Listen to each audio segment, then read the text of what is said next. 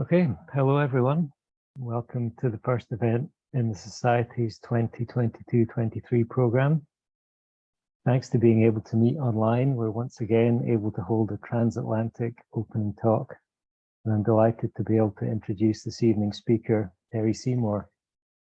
Terry is an independent scholar who concentrates on bibliographical topics. He's considered the leading authority on the Dent series, Everyman's Library.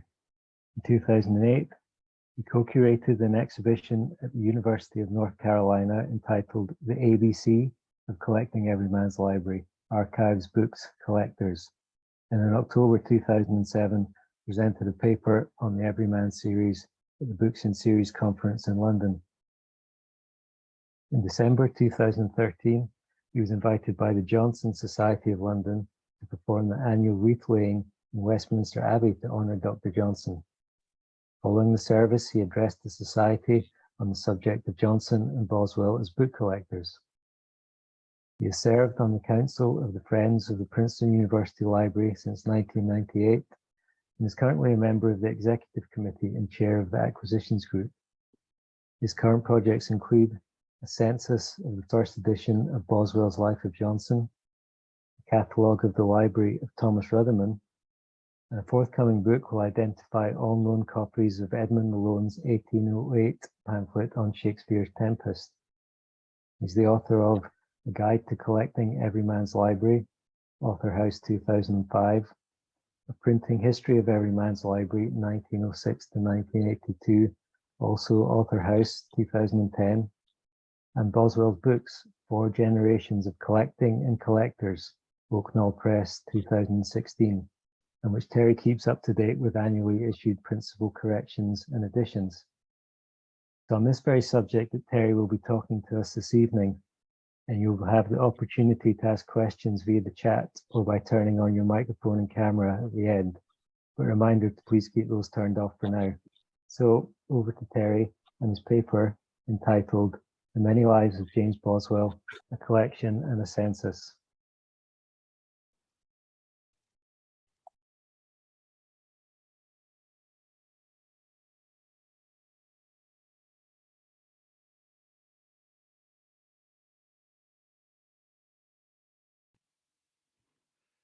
Hello all. Am I going out on the air? Yeah, that's fine, Terry. Yes. Is everything all communications going out? Yep.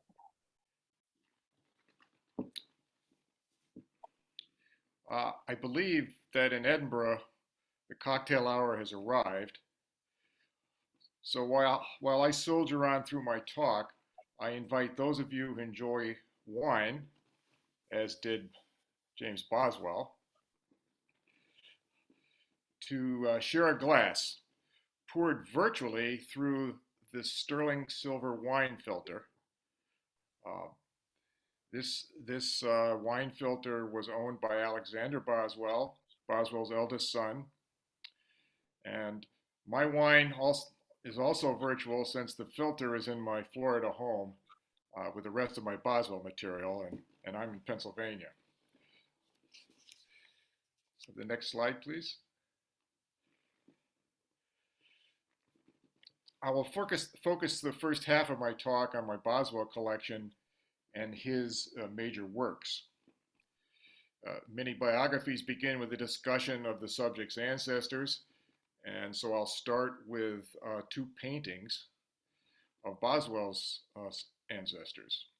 This slide that you're seeing now on the screen is that of Veronica van Aersen van Sommelsdijk, who 1631 to 1701, and she was Boswell's great-grandmother, as well as his great-great-grandmother. This genealogical oddity was created by the marriage of Boswell's father to his first cousin once removed. So just to explain a little further, she was Alexander Boswell's grandmother and Boswell's mother's great-grandmother. So now that we've got that straight. Veronica is very important because she was of noble and wealthy Dutch family, And among her heirlooms was the legendary ebony cabinet, which was once used to store medals, but in later years housed many Boswell papers. That cabinet was acquired by Mary Hyde in 1976 at the final Malahide sale, and she then left it in her will to Yale, where it is today. Next slide. This is Euphemia Erskine Boswell, 1718 to 1766, Boswell's mother, to whom he was very devoted. Her portrait hangs above the bookcase where most of my Boswell family books reside. Both of these portraits were held by descendants of Boswell until the mid-1970s. Remove slide. As some of you know, I published my reconstruction of the Boswell Family Library in 2016.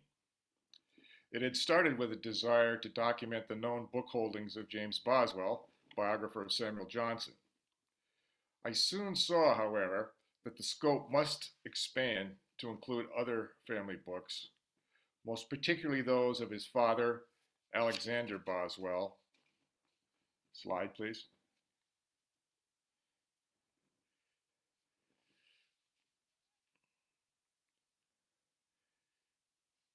There he is.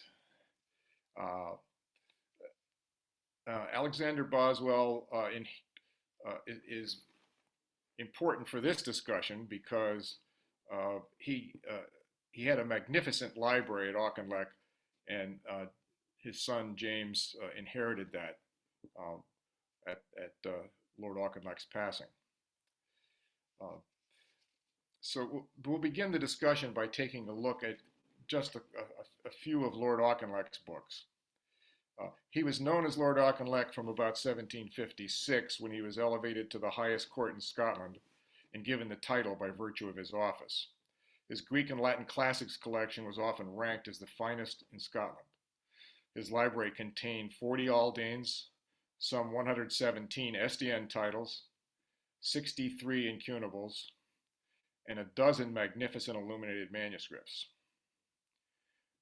I own some 20 of Alexander's books, but will confine myself to just 3 examples.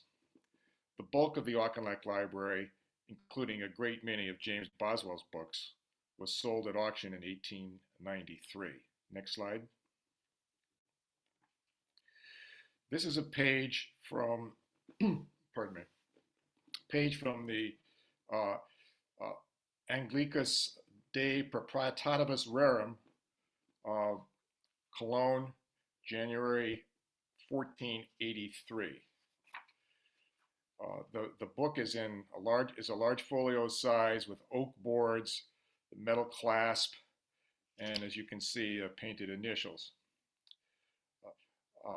Next slide. A page from the prologue gives an idea of the quality of this incunable. The book was in the 1893 sale, and I think here you can very faintly see a note to that effect on the upper part of this slide. William Morris, actually, who had a particular interest in incunables, had left a commission with Quaritch for this title, but was not successful in his bid. This, incidentally, is not the sort of book that Boswell himself would have had. I have an intriguing story involving Boswell and an illuminated manuscript and fraud, but because this is being recorded, I don't think I can say any more than that. Next slide, please. This is just the ownership signature from a copy of Juvenal's Satires, Venice 1496, which bears the ownership inscription, as you can see here, Alexander Boswell, Londini, 24 May 1760. This is also in the 1893 sale, and as we shall discuss later, Lord Auchinleck traveled to London in 1760 to retrieve his prodigal son.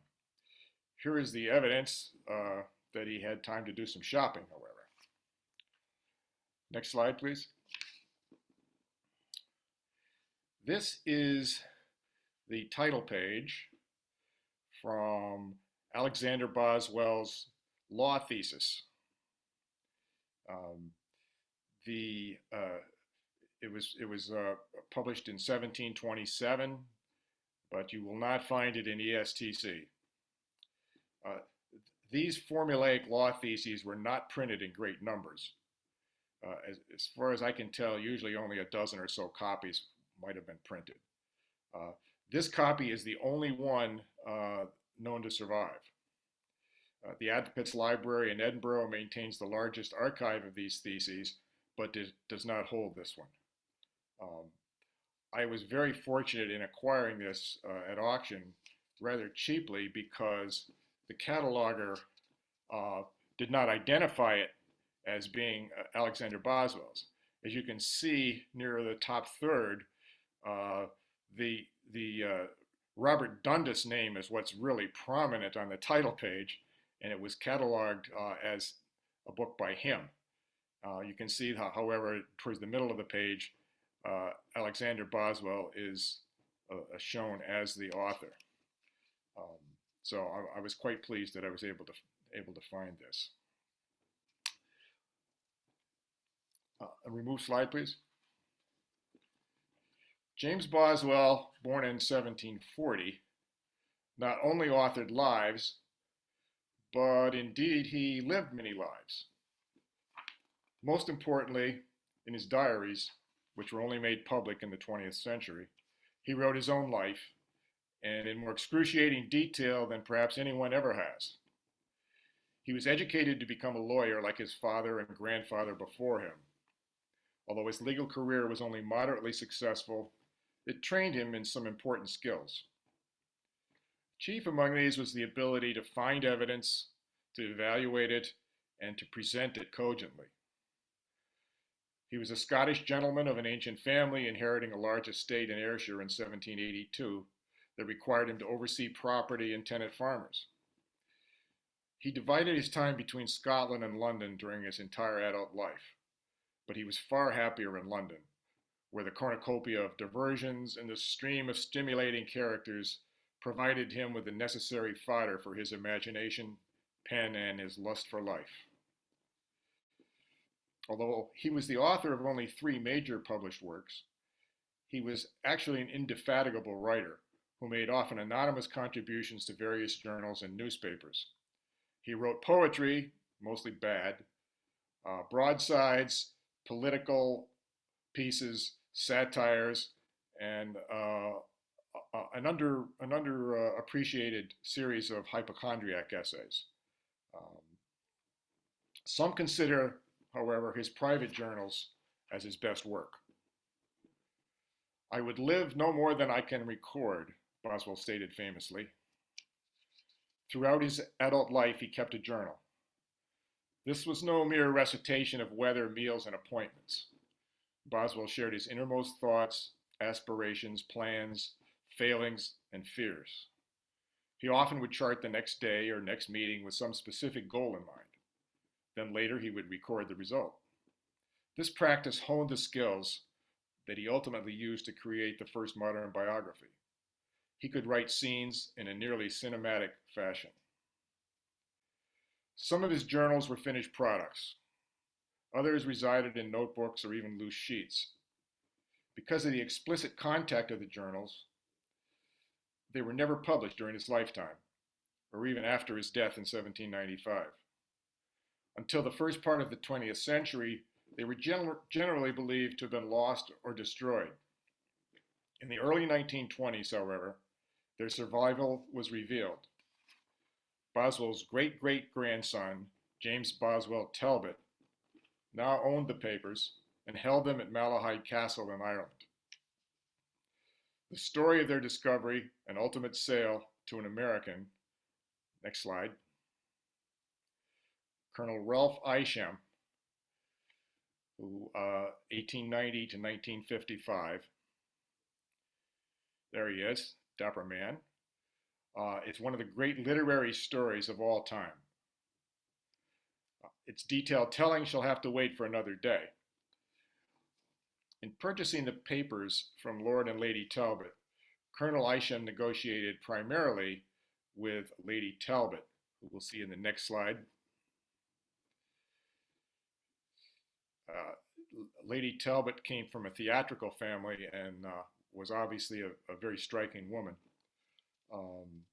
Her husband, James Boswell Talbot, remained in the background. Isham then arranged for the papers to be published starting in 1928 in a sumptuous subscription edition designed by Bruce Rogers. The price was $900 for the set, or $50 per volume. Next slide, please. By the time volume 11 was printed, some 90 subscribers had dropped out and many others simply failed to pay. What you're seeing here is the registration page, limitation page, from Ralph Isham's personal copy. He had a set completely bound in Morocco, and I was able to acquire that set from Colonel Isham's son, Jonathan. I'll take a look at what these Morocco volumes look like on the shelf. Next slide. See, they have slip cases that are Morocco as well.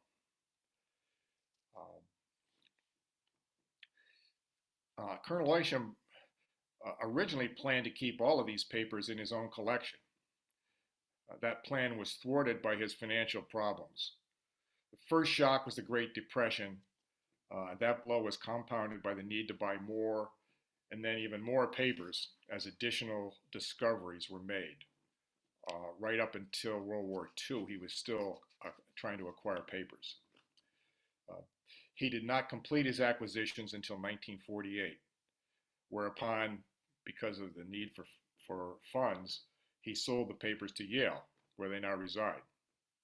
His original intentions, however, are evidenced by many Morocco boxes, very similar to these that you're looking at on the screen, that he made to house the manuscript materials. Next slide. These are some empty boxes in my collection, and you can see from the titles what they originally had contained. Quite mouthwatering if you're a Boswell collector, but they are empty boxes. Next slide, please.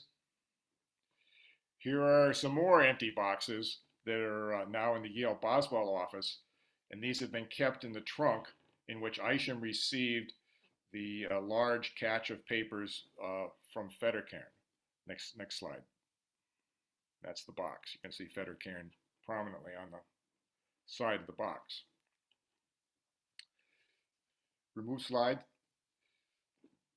Most of Boswell's early education was by private tutor. At the age of 14, he entered Edinburgh University, where he studied for several years. It was in Edinburgh that he developed an interest in theater, but more particularly in actresses. Shortly after his 18th birthday, he was permitted to take lodgings and live in Edinburgh on his own. In just 2 months, he took part in an actual stage production and fell in love with one of the top actresses, Mrs. Cooper. Lord Auchinleck soon got wind of these developments and promptly placed him in the University of Glasgow. The faculty at Glasgow was probably superior to Edinburgh's. Boswell's favorite professor was Adam Smith. But there was not much of a social scene and no theater at all. Precisely the environment his father had in mind. After a few months in Glasgow, which Boswell describes in several places as being very dreary, he ran away to London. After granting him a couple of months, Lord Auchinleck personally went to London to bring his son home, along with, as we have seen, a few books. Boswell's favorite theatrical performance was The Beggar's Opera. He identified strongly with the main character, Macheath, and also the actor Diggs, who was frequently cast in that role. Boswell wrote, "I am remarkably fond of The Beggar's Opera. I thought tonight of publishing an edition of it with notes, for which I would get good materials from the Duke of Queensberry. And then there would be in libraries and shops and catalogs, Boswell's Beggar's Opera. Of course, this never occurred, it never happened. One of many unfinished projects that Boswell had. Next slide.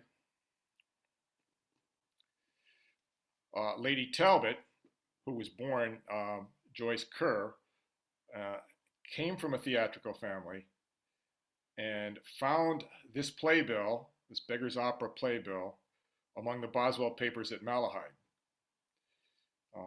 Boswell had saved this from a performance he attended on December 6, 1758 at the Canongate Playhouse. In 1924, Lady Talbot gave this playbill to Nigel Playfair, who was actor and the manager of the Lyric Theatre, Hammersmith, London.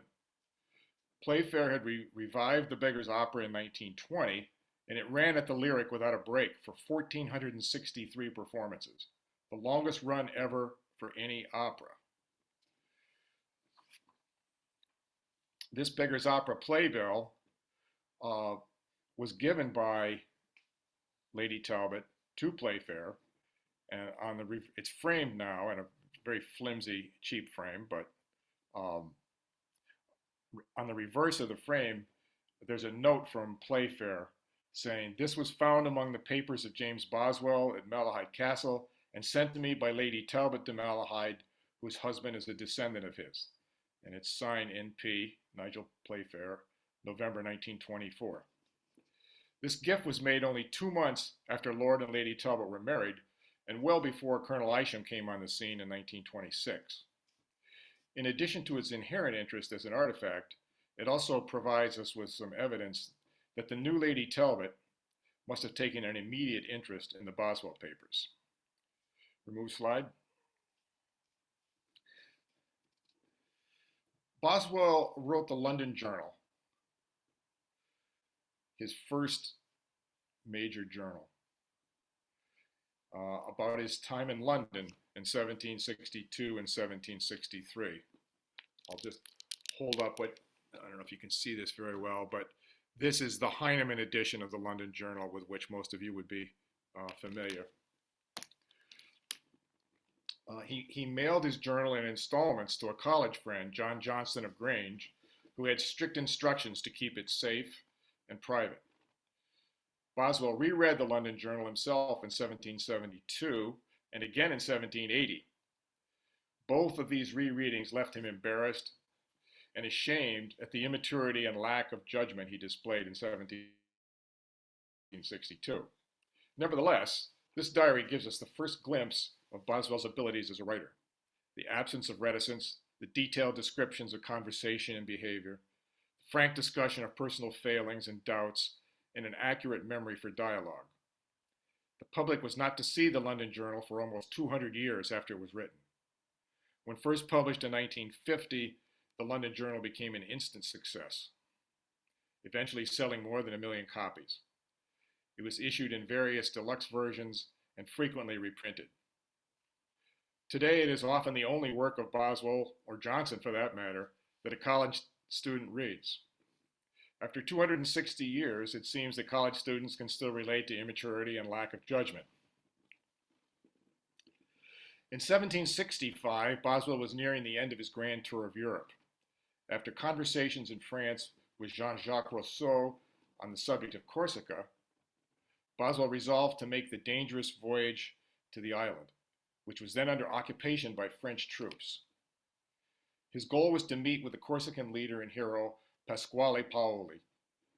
He did, but first he scrambled for 8 days through the wild and treacherous mountains of Corsica, accompanied by his servant, several local guides, and a significant amount of luggage. Armed only with a letter of recommendation from Rousseau and one other, Boswell managed to win the confidence of Paoli, who at first took him to be a spy. Over the ensuing days, the two men developed a friendship that was to endure for the rest of Boswell's life. Out of this venture, Boswell published his earliest full-length book, An Account of Corsica, the Journal of a Tour to that Island, and Memoirs of Pasquale Paoli, published in 1768. It was a critical, political, and commercial success, selling 3,500 copies, both the first and the second editions, rapidly followed by a third edition, and then translated into German, Italian, and French.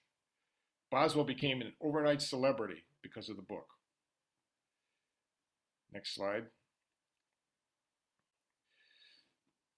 I have a copy of the journal to the Journal of the Tour of Corsica, inscribed, as you can see here, to Sir George Preston of Valleyfield, as a mark of real regard from James Boswell by the author. It is rare for Boswell to use his name in presentations. He almost always signed from the author. I suppose the reason that he used his name is that Preston was a relative, a first cousin of his mother. Remove slide. JB's second major work was the Journal of a Tour to the Hebrides, London, 1785. After Samuel Johnson's death in December of 1784, the booksellers, and indeed the public, clamored for a biography of the great man. Many writers stepped into the breach, including most prominently Hester Thrale Piazzi and Sir John Hawkins. Boswell refused to rush his task. Instead, he worked hard to finish the account of the famous tour of Scotland with Dr. Johnson. The tour had taken place in 1773, but Boswell had written much of his description then, contemporaneously, in his journal. Johnson had published his own account in 1775, Journey to the Western Islands of Scotland, with which Boswell did not wish to compete. But with a considerable help from Edmund Malone, he now prepared his version of the tour for publication. The tour sold well, with the first edition of 1,500 copies selling out almost immediately, followed quickly by a second and third edition. Though some criticism was harsh, the tour certainly gave the public a taste of what to expect from Boswell's pen when the life of Johnson would finally arrive in 1791. Without doubt, Boswell is most acclaimed and remembered for that masterpiece, The Life of Samuel Johnson, generally regarded as the first modern biography and arguably the finest English biography of all time. To complete this monumental task, compiling material gathered over some 3 decades required an enormous effort by Boswell, to say nothing of the considerable support, editing, and motivational work from Edmund Malone. For several years, I've been engaged in a census of the life, trying to track down and identify as many of the 1,750 copies as possible. Because many of the world's libraries have been closed due to COVID restrictions, my work on this census has been severely hampered since 2020. Thus far, I've accumulated records on nearly 1,200 copies. That's not 1,200 copies I can find, but 1,200 records. So some of the early auction records have very few specifics and don't enable you to actually identify the edition. I have a personal collection of the first editions, which I use as an adjunct and an assistance in the census. I have 15 complete copies of the first edition and 3 incomplete copies. Any copy that I admit to my collection must have some unique facet, usually its provenance. Among my copies are ones from Boswell's friend George Dempster, an A.E. Newton copy that was owned later by Steve Fawcett, and a copy owned by Matthew Arnold's father, Thomas Arnold. The elder Arnold was master of Rugby College and an educational pioneer. I own some tall and pretty copies. I have one extraordinary set in full red Morocco, extra illustrated, to nearly double its usual size. And I recently acquired a copy that was once owned by the great Johnsonian collector R.B. Adam. But my favorite is the shortest copy of which I have volume 2 only. I found it disbound, and it had been treated with disrespect for most of its life. It retains the 19th century calf boards and spine, and is shrunken by repeated trimming. The front end paper is missing, the title defective, the facsimiles of Johnson's signature lacking. But on the verso of the title, I found the stamps indicating Gray's circulating library. The advertisement page has Gray's Circulating Library, High Street, and on page 1, Mackay's Edinburgh Circulating Library, beneath which is Gray's library struck through.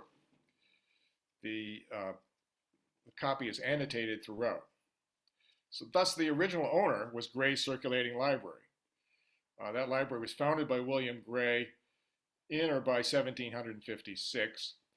He was succeeded by his widow Margaret, who died in 1794, and then succeeded by their son George Gray. Their library was located in High Street, but had moved to 3 North Bridge by 1799. The latter Gray went bankrupt in 1801, and the library was taken over by Alexander Mackay.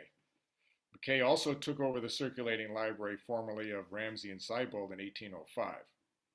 Mackay retired in 1831, and that appears to be the time that it was deaccessioned permanently from the circulating library. It has a 1830 something, I can't read the last digit, from a Reverend James Hutchison of Edinburgh. So I got this beat up book, and I immediately delivered it to my binder, James Tapley, for rebacking and some minor cleanup. Unfortunately, James died at his bench, his binding bench, in early December of 2019, not having completed the job. His workshop was a complete mess, in total disarray, and I feared that I would never see my copy again. It was not until March 16th, when his representatives began finally to clean out the shop, that I was able to retrieve the book, and amazingly, they found the detached boards. So I was a very happy man that day. Although a census such as the one I'm attempting is never complete, I have accumulated plenty of data to draw several statistical conclusions. For example, and as an interesting historical fact, I have thus far recorded 123 original owners. One facet that I have observed, and I have never seen this discussed or noted elsewhere, is a large proportion of the copies were printed on blue paper. Only 2 institutional owners and 1 private owner have specifically noticed this paper variation. It is indeed a very faint blue color and easily missed, but once you see a blue example next to a white example, the contrast is clear. I can only surmise that the paper may have been shipped to the printer in error, but once received, there was no point in trying to return it. Perhaps the printers even missed it. I have seen copies where the 2 colors are mixed, but usually the paper color is consistent within a set. Given that Volume 1 was completely printed long before Volume 2, it does seem to me that the printers were aware of this anomaly and thus matched up the paper within a set. On 16 May 1791, the anniversary of James Boswell and Samuel Johnson's first meeting in Davies' bookshop, The Life of Johnson was published in blue-gray boards for 2 guineas per set. The spines were paper with a paper label. Some labels show the price of 2 guineas. The earliest printings contained some errors, many of which were quickly corrected. The error given the most prominence in the trade is on page 135, line 10 of volume 1, where the word give was printed as GVE. Copies with this error are traditionally thought to be the first state and perhaps more rare than the corrected version. In fact, my census data has revealed the 2 versions occur in equal numbers. But the give version, GVE versions, have commanded a premium price since the early part of the 20th century, although not so much since about 2016. ESTC makes no distinction between the 2 states. Some bibliographers have suggested that give was the original state and that a letter was dropped during the printing process. In any event, data from the census reveals a very close count. I have found records on 651 copies that record this discrepancy, or this facet. 326 of those are the GIVE version, and 325 are the GVE. So you can see it's a dead heat. This suggests that so many GVE versions had been printed before the error was discovered that it was permitted to go forward in copies to be sold. After printing was completed, some additional pages were canceled, generally either at Boswell's insistence or due to objections from people who wanted variations or deletions for personal reasons. As most of you were aware, doing a cancel for an already printed work is very expensive. Most of the people that requested these cancels paid for this, for the expense of executing them. The most famous and truly important early cancel is Leaf QQ3, pages 301 and 2 in volume 2. This is where Johnson gives his views on marital infidelity.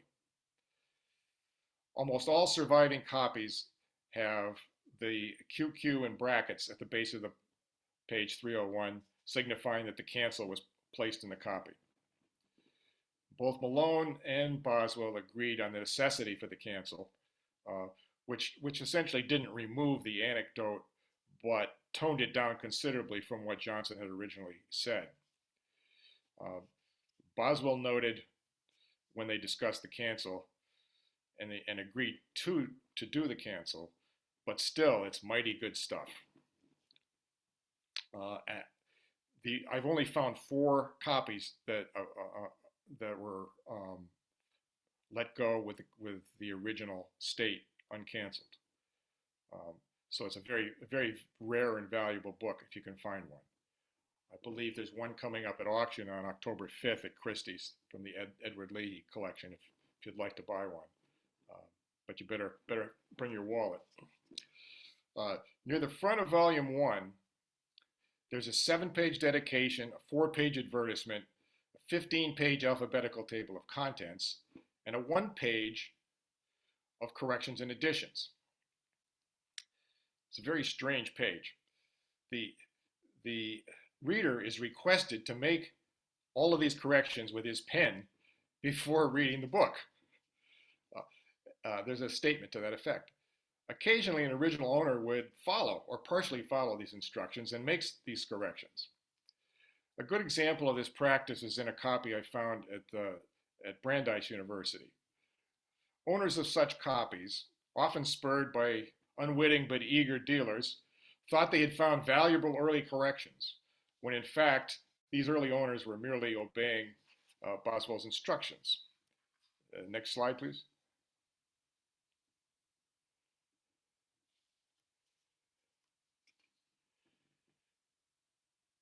There we are. This is the copy at Brandeis. It doesn't show up very well on the screen here, but the wording of all these handwritten corrections is exactly as specified on the corrections page that was printed. And as long as we're talking about corrections, my final part of the census is what I would describe as a rather odd appendage to the life. Remove slide, please. The principal corrections and additions was printed in September of 1793 and is the last published work that Boswell executed during his lifetime. It is frequently cited by dealers as being rarely seen. Early on, I spotted a fair number of first editions with these, what we call PCAs, bound in. So I thought they were plentiful. With the benefit of a much larger sample size in the census, however, I can now say that the truth is somewhere in the middle. They're not rare, but they're not common either. I've identified 49 standalone PCAs, 25 of which are in institutions, as well as 6 in private collections. I have certain knowledge of 110 PCAs bound into copies of the first edition. I've located no information on the number of copies that were actually printed. Printing enough for all first edition owners would have been a poor business decision. The pamphlet was of no use or interest to anyone who did not own the first edition. Although I found one very interesting copy in a subscription library in Charleston, South Carolina. They had purchased this because some of its American members owned a copy of the first edition, and that for their convenience, they wanted to be able to check out the PCA and then return it to the library after they had consulted and studied it. Initially, I thought that about 750 to 1,000 copies would be a good estimate for the print run. As more data emerges, however, I revised my estimate downward to about 500 to 600 copies. Two myths have grown up around the PCA. Contrary to what many scholars have assumed or stated, the PCA did not appear simultaneously with the second edition of the Life, which was published in July of 1793. Nor was it given to owners of the first edition for free.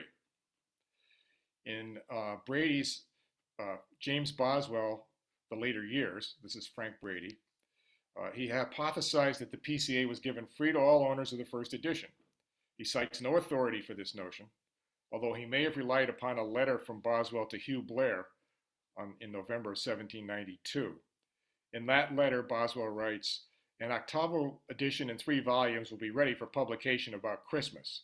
I guess Christmas came in July that year. "I have corrected both the mistakes, which you pointed out to me with several others, and shall have a good many additions." The addenda and corrigenda, that's what how Boswell was referring to the PCA, will be printed separately in quarto and give them to the purchasers of the first edition. Brady was also aware of the many thank you correspondence for presents of the first edition. These thank you letters were from people who had also received a free presentation, and Boswell was merely making their gift complete when he sent them the PCA at no cost. It may indeed have been Boswell's original intent to distribute the PCA at no charge, but reality must have set in as printing began. Neither Boswell nor Dilly would have wished to incur such an expense of printing hundreds of copies of a 42-page pamphlet. And in any case, the only way to locate first edition owners of such a gift would have been through advertisement, of which no trace has emerged. Richard Scher has recently noted the appearance in the London Chronicle of 12-14 September 1793 that advertises the PCA, indicating that it may now be had of Mr. Dilly, price 2 shillings 6d. Once an owner purchased the PCA, he would have to decide how to incorporate it into his library. We have many surviving examples of owners who bound it into the end of volume 2, but based upon all the evidence, most such insertions were done upon later rebinding. Unless the owner had postponed binding the first edition, a rebinding would have been necessary to insert the pamphlet, which would have been inconvenient and expensive. Some owners must have purchased the PCA but never chose to bind it in as a separate volume or take their existing set apart. Unfortunately, such a decision would leave the PCA a slender and fragile pamphlet, unprotected from the slings and arrows of outrageous fortune, and a significant number of these flimsy pamphlets must have perished. There are a few specimens that were bound in a volume with other tracts and pamphlets. While this is a rather strange treatment, it did help a few more PCAs to survive. Finally, we have the corrections to the corrections. Several PCA pages contained errors that were only detected after part of the printing an edition was sold. The remaining copies were corrected manually at the printers. These corrections have often been represented as in Boswell's hand, or likely in Boswell's hand. Next slide, please.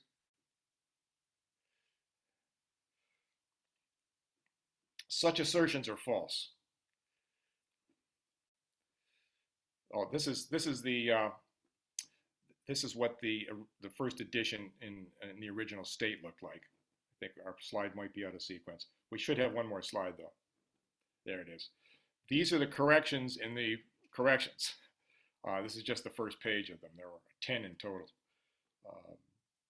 These were executed by clerks in the printer's shop, and they were often represented as in Boswell's hand or likely in Boswell's hand, and that's obviously false. My research data suggests that perhaps 25% of the PCAs escaped before the need for the corrections was noted. These corrections to the corrections were the final farewell to the first edition. and they conclude my comments on the census for the life in the PCA. I'm happy to entertain any questions or comments that you might have. Thank you.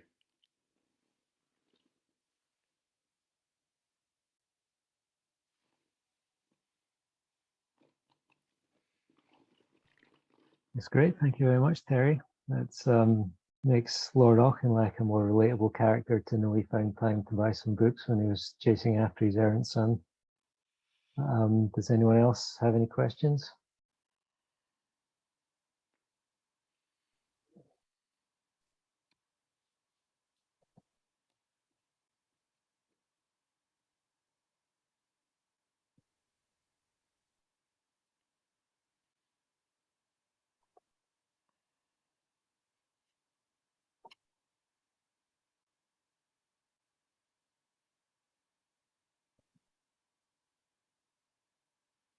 Well, I just noticed myself, Terry, that as you know, we see books that used to belong to the Boswells come up for sale from time to time, but I don't see as many as I would imagine, either because I'm missing them when I look at catalogs, or they're being offered straight to collectors such as yourself.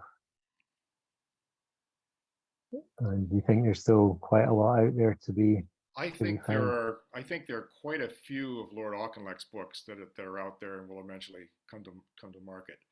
Uh, People have been looking very strenuously for James Boswell's books since the early part of the 20th century, and uh, there's a few that I know of that I don't know where they are, so those could come to the market.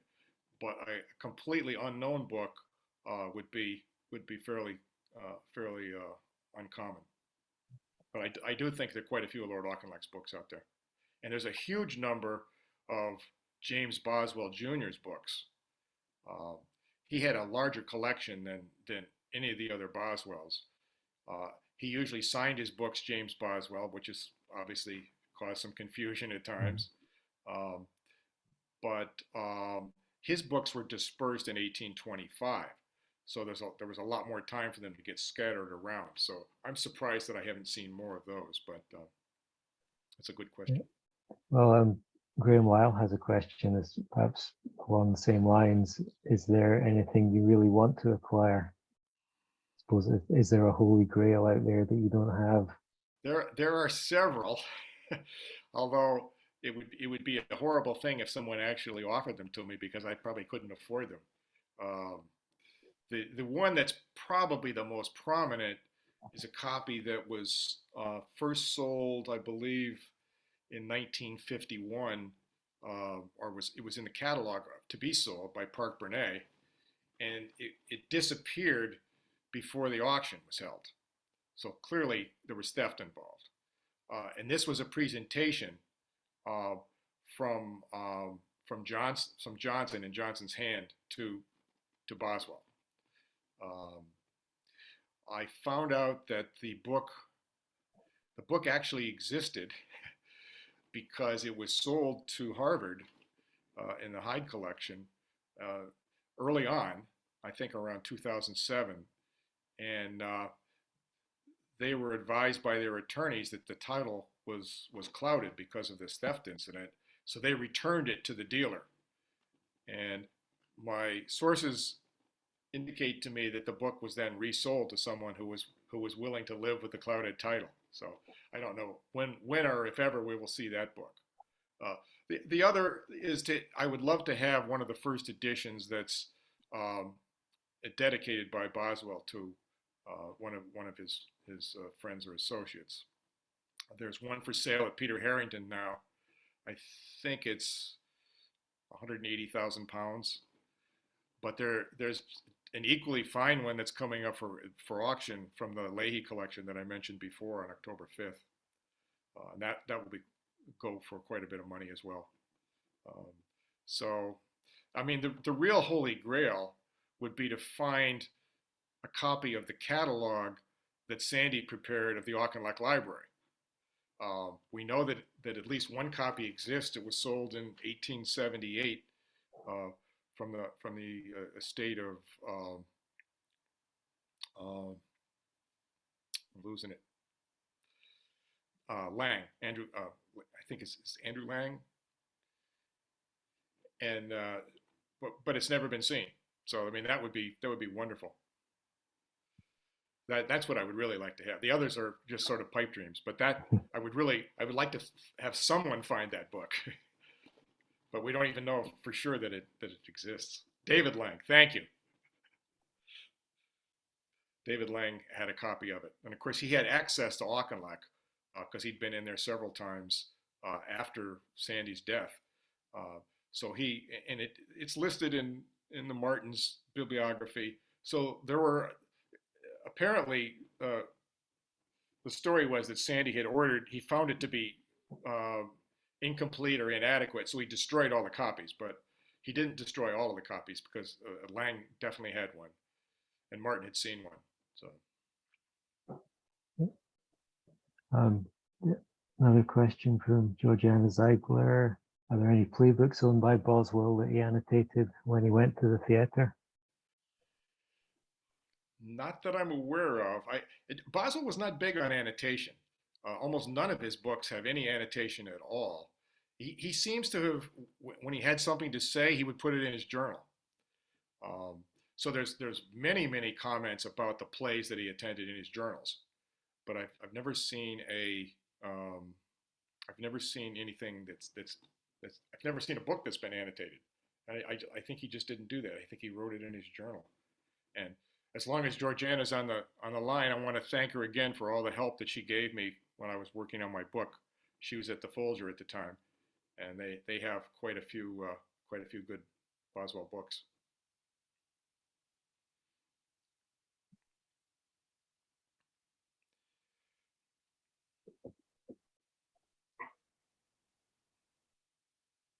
And I think I spotted my old colleague from the Signet Library on the line, where we discovered in the Signet Library the handwritten sale catalog of the Rudiman Library. Lord Auchinleck apparently bought about 50 books at the Rudiman sale. So it was quite exciting to see that. That's from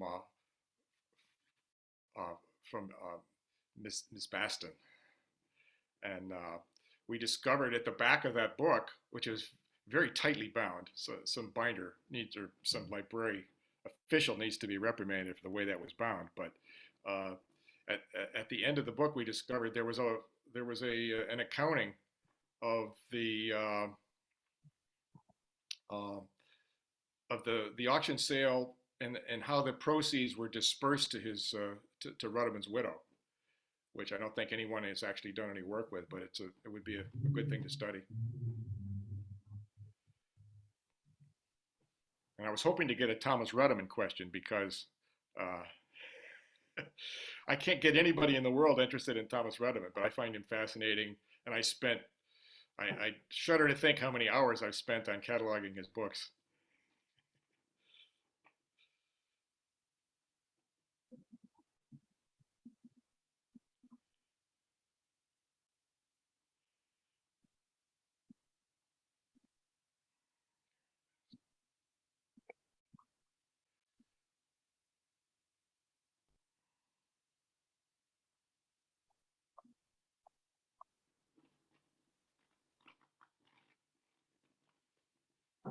Yeah.